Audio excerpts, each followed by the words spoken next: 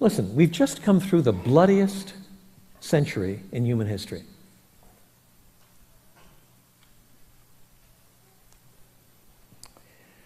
It is estimated that apart from war, we human beings have managed to bump off not fewer than 170 million fellow human beings, apart from war.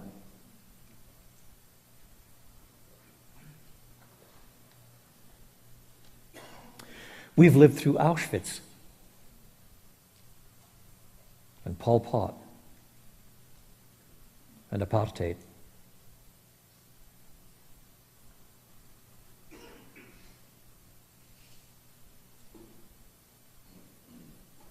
Choose your own brand of sin in this country, in other countries. And we come to the beginning of the 21st century, and now we say, all it takes is we just love one another and tolerate one another and we'll all get along fine.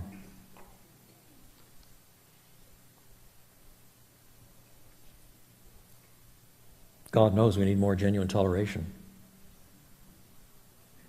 But I think that the biblical analysis of the heart being deceitful above all things and desperately wicked is a little closer to the bone.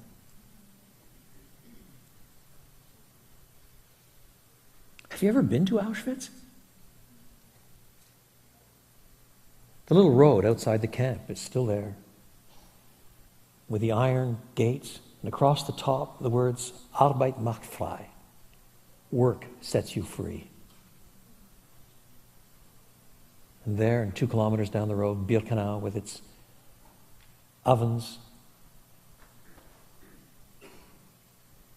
the little courtyard where they shot, I don't know how many thousands. I had a friend who was converted there in southern Poland. He'd been taught so much to hate the Germans that when he was genuinely converted and his heart was free of hate, he asked to be baptized in the river that runs just on the other side of the road from the entrance to Auschwitz. There, he said, I buried my hate.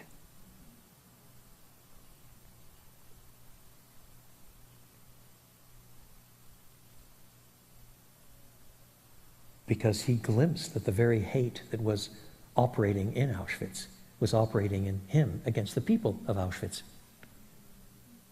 Where does that end?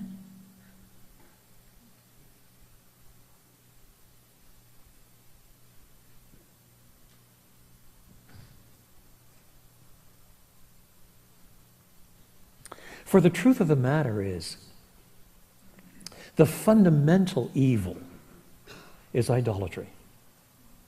It's not breach of law, exactly. It's idolatry. It is de-godding God. Anything, no matter how good in itself, that becomes of utmost importance to you becomes God to you. That's why the Apostle Paul can say, for example, that covetousness is idolatry. Because if you want something badly enough that that's what you think about, that's what you daydream about, that's what you fantasize over, that's what you plot to get, that becomes God for you. That's why covetousness is idolatry. Even good things can become idols. Pursuing education can be a very good thing. But if that is your whole self-identity, that's what you want the most, and you'll trample on other people to get there, and you don't care about anything else, or your parents, or your loved ones, or your family, or your kids, or anything else, just academic achievement. That's it. That's your self-identity. That becomes God for you. And at some point, it is de-godded God. That's idolatry.